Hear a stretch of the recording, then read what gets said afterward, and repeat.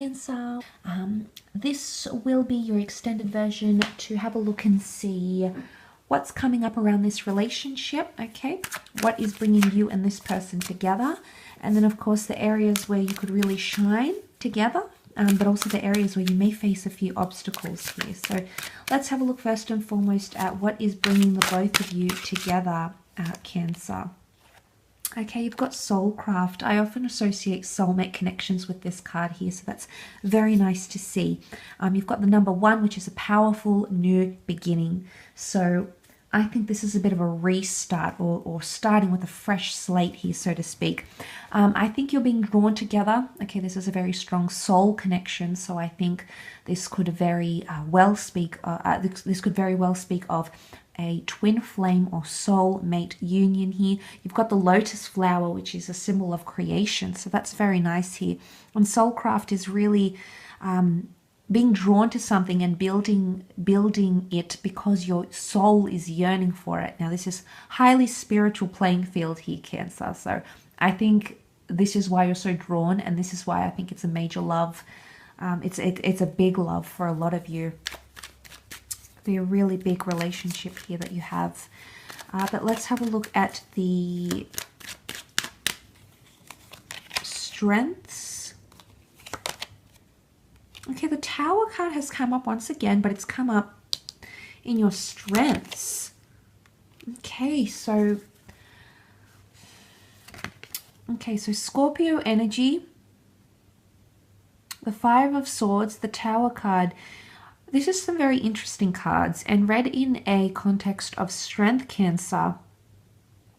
I think there's a lot of lessons from the past that you're going to incorporate into this relationship, or you're going to learn from the past and apply. It's almost like you're going to apply these lessons, everything you've learned in relationships, in marriages, in civil partnerships. I think there's a lot of lessons that you're going to be applying here. I really do. I feel like there's something really magnetic between the both of you. You've got the Tower card here, and this is unforeseen circumstances. So I think one of your strengths is going to be how you handle these circumstances. And the Death card can speak about endings and new beginnings. I think for some of you, you might get a couple of chances at this relationship. And it's almost like you're going to get a chance to make things right or mend things, Cancer. And if it's not you, it's them. Scorpio energy is a very attached energy. It's water energy. So I feel like this is the concept of the emotion that you'll feel towards each other. This is very strong. But I think if you are learning from the past, or if you are coming back from second chances and you are reviving this relationship, it's a very beautiful potential here. I definitely feel you'll be called to each other. But look, the 5 of Swords is communicating, and it's expressing yourself in a very healthy way. It's knowing when to give each other boundaries. It's knowing when to give each other space, independence, and or autonomy. It's knowing when to pick up the pieces. I feel like it's apologies. I feel like it's apologies and kindness, because the 5 of Swords is not read in a context of let's leave it behind. It's read in a context of strength. So your ability to pick up the pieces, maybe communicate, express yourself, express how you're feeling. I think there's a deep appreciation, I think, for the way in which you both communicate. And it's almost like you're going to try and integrate ways to be stronger together. And that's what you do with the Tower card, because it's almost like you're both involved. You're both in it together. And this immediately makes me think that there's a lot of support between the both of you. This immediately makes me think, when something is happening with one, it's happening to the other. And straight away, Cancer, look at that. I mean, you're a team here. What you do together. What you feel together. And maybe, I don't know if this is this whole soul binding concept coming through here. And it's exhibited in those sorts of examples, but it very well could be. The Death card can also be a bit of mystery and secrets, I feel. But that's coming up in your strength, so I don't know if this is like keeping each other's secrets. I also feel like there might be a strong point here is acceptance of each other's pasts. I don't know if this is exes or a lifestyle you may have had in the past, Cancer, or perhaps a lifestyle they may have had in the past. But it's seeing past that. It's accepting them for who they are and who their past has shaped them to be. And I mean, if this doesn't speak of something very real and very raw, then I don't know what does, because you're going to accept them for them. For all their shortcomings, you know, their darkness, their strengths, their flaws, their moments of power. You're going to accept them as they are. And I think they're going to accept you as you are. Let's have a look at, and I do feel like because a Tower card can point to, it can be like a phallic symbol here, so I feel like this may point to sexual connection and chemistry. That could definitely be your strong point here, Cancer. You'll be very attracted to this person. So let's have a look and see challenges. Okay, the Magician, you had Aries with the Emperor, and you also have it with the Magician. So there can be a bit of opposition here or disagreement. It's the way in which you handle conflict here. The Magician likes independence and autonomy. So I don't know here if you need to give each other more space, or there might be a time that comes around in this relationship where you need to be more trusting. The Magician is sometimes seen as a manipulator or a trickster.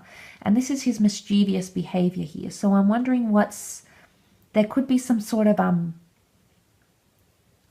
manipulation happening in this relationship that could be detrimental. Okay, I don't know if it's options. The Three of Cups is here, can sometimes be a third-party situation.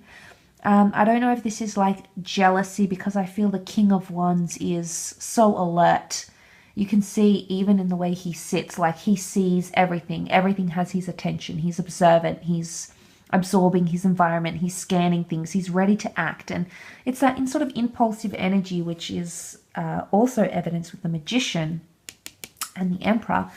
And I don't know if this is being quick to judge or quick to presume or quick to accuse. But sometimes I think with the Three of Cups, read in a context of challenge, I feel like this is not taking something seriously enough. Now, it could be one of you, it could be both of you, but there could be times throughout this relationship where one of you isn't taking it as seriously enough, and one still potentially wants to have this sort of lifestyle. I don't know if there's jealousy or trust issues that may resurface because this person has a lot of friends from the same sex, opposite sex. I don't know, but it could be. The Magician is also known to be competitive. So I don't know if the two of you are quite competitive together as characters, as people. And when you do come together, there might be a bit of that competitive energy that comes out through the relationship here. But the Magician wants instant gratification. So I'm leaning towards more of an anxious tendency. It could be you, it could be them, but it wants to be, the Magician wants that gratification and he wants it yesterday.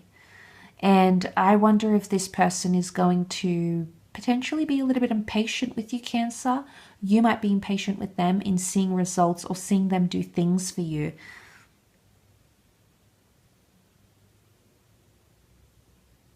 It's a bit of an unsettled energy because the Magician is very fast-paced. The King of Wands is very fast-paced. So I think it's important not to rush things, or you might rush to get conclusions or rush to get answers or rush to get some sort of validation. So I think the important message here is to slow down in your approach to this relationship, or if need be, Cancer, you might have to have that conversation with this person to slow down if they're the one that's a little bit unsettled and going too fast, maybe too fast for your liking. But it can be manipulation, so manipulating each other.